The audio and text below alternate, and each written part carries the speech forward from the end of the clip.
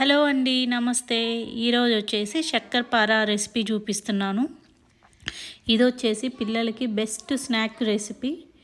ఇవి కానీ ఒక్కసారి చేసి పెట్టేస్తే పిల్లలు చాలా ఎంజాయ్ చేస్తారు. దీన్ని నేను వచ్చేసి గోధుమ పిండితో చేస్తున్నాను. కామన్గా మైదా పిండితో చేస్తారు, పిల్లల కోసం కాబట్టి గోధుమ పిండితో చేస్తున్నాను. 2 కప్స్ గోధుమ పిండి తీసుకొని కొంచెం సాల్ట్ యాడ్ చేశాను.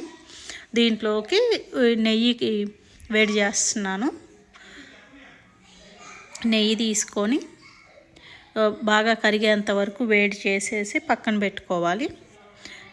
ఇప్పుడు దీంట్లోకి షుగరు 2 కప్స్ పొడి తీసుకున్నాను కదా గోధుమ పిండి, దానికి నేను 1/2 కప్పు షుగర్ తీసుకున్నాను. ఒక 5 to 6 ఇలాచీ తీసుకొని ఫైన్గా మిక్సీ పట్టాను.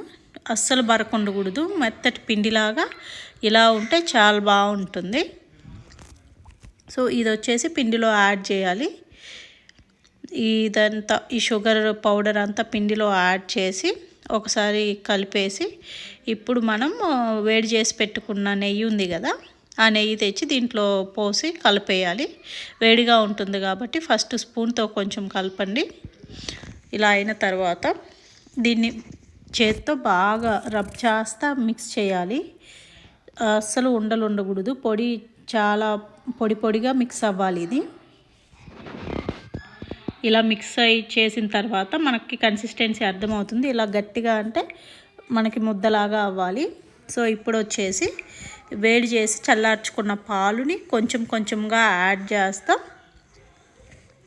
మంచిగా చపాతీ పిండిలాగా కలుపుకోవాలి. చూసారు కదా, ఇలా యాడ్ చేసి ఇలా స్మూత్గా ఉండాలి పిండి.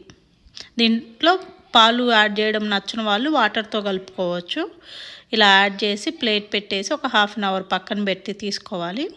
ఇలా పెట్టిన తర్వాత మనం దేని మీద అయితే రోల్ చేసుకుంటామో చపాతీలాగా, దాని మీద బాగా ప్రెషర్ అప్లై చేస్తా ఇంకా ఫైన్గా కలుపుకోవాలి. ఇలా ప్రెస్ చేస్తూ ఉంటే ఇదంతా బాగా కలుస్తుంది పిండి అంతా. దీన్ని నేను 2గా సపరేట్ చేశాను. ఒక ఉండలాగా చేసి ఇంకొక ఉండ పక్కన పెట్టేసి ఫస్ట్ ఒక ఉండని స్ప్రెడ్ చేస్తాను చపాతీ రోలర్తో. చూసారు కదా, ఇలా మరీ పల్చగా కాకూడదు, కొంచెం మందంగానే ఉండాలి. మన చపాతీస్ కంటే ఇంకొంచెం మందంగానే మనం స్ప్రెడ్ చేసుకోవాలి. ఇలా స్ప్రెడ్ చేసిన తర్వాత ఈ ఎడ్జెస్ని మనం కట్ చేసుకోవాలి. ఎడ్జెస్ని కట్ చేసి ఒక స్క్వేర్ ఆర్ రెక్టాంగిల్ షేప్లో ఉండేలాగా చూసుకోవాలి. చూసారు కదా, అన్ఈవెన్గా ఉన్న ఎడ్జెస్ని 4 సైడ్స్ కట్ చేయాలి. ఇలా కట్ చేసి చూసారా, థిక్నెస్ ఎలా ఉందో అంత థిక్గా ఉంచాలి. ఇవి మొత్తం మన శక్కరపారాకి కావాల్సినట్లు కొంతమంది డైమండ్ షేప్లో కావాలనుకున్న వాళ్ళు అలా చేసుకోవచ్చు. నార్మల్గా ఈ శక్కరపార అంటే స్క్వేర్ షేప్లో ఉంటాయి కదా మనకి బయట, నేను అలా చేస్తున్నాను. ఇలా వర్టికల్గా కట్ చేసిన తర్వాత హారిజంటల్గా కూడా కట్ చేస్తే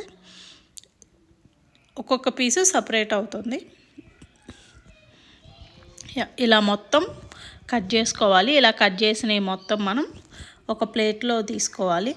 ఒక ప్లేట్లో పెట్టేసుకొని మిగిలిన ఇంకొక రౌండ్ కూడా ఉంది కదా, అది కూడా స్ప్రెడ్ చేసి ఇలానే పీసెస్గా కట్ చేసుకోవాలి. దీన్ని ఫ్రై చేయడానికి స్టవ్ మీద ప్యాన్ పెట్టేసి అందులో ఆయిల్ యాడ్ చేయాలి. ఆయిల్ హీట్ అయిన తర్వాత ఇవి కట్ చేసి పెట్టుకున్నవి ఒక్కొక్కటిగా ఆయిల్లో యాడ్ చేసుకొని ఫ్రై చేయాలి. మనం ఒకేసారి తిప్పితే గంటెతో అవి షేప్ అవుట్ అవుతాయి. కొద్దిసేపు ఫ్రై అయిన వెంటనే అవే సపరేట్ అవుతాయి. సో గంటతో లైట్గా మిక్స్ చేయాలి, అవి ఆయిల్లో డిప్ అయ్యేలాగా, అంతే. అలా మనం వదిలేస్తే మంచిగా ఫ్రై అవుతాయి. ఇన్ బిట్వీన్ కొంచెం ఫ్రై అయిన తర్వాత అవే సపరేట్ అవుతాయి. ఆ టైంలో మిక్స్ చేస్తే విడిపోకుండా గట్టిగా ఉంటాయి. చూసారు కదా, ఇలా ఫ్రై చేసుకోవాలి. ఇవి చూసారా, ఇప్పుడు మనకి కలర్ మారాయి కదా. మనం ఇలా ఆయిల్లోంచి తీసేప్పుడు మనకు కొంచెం మెత్తగా ఉన్నట్లు అనిపిస్తాయి గంటతో తీసేప్పుడు. బట్ ఇవి మనం ప్లేట్లోకి తీసిన వెంటనే బాగా క్రంచీగా ఉంటాయి. మిగిలినవి సెకండ్ రౌండ్కి యాడ్ చేస్తున్నాను. ఇలా మిగిలినవి మొత్తం ఆయిల్లో ఫ్రై చేసుకోవాలి. చూసారు కదా సౌండ్ ఎలా వస్తుందో, చాలా బాగుంటాయి, చాలా క్రంచీగా ఉంటాయి. ఇది మీరు ఎప్పుడు ట్రై చేయకపోతే కంపల్సరీ ఒకసారి ట్రై పిల్లలకి పెట్టండి, చాలా ఇష్టంగా తింటారు. మీకు ఈ వీడియో నచ్చితే లైక్ చేసి సబ్స్క్రైబ్ చేసుకోండి. Thank you so much for watching.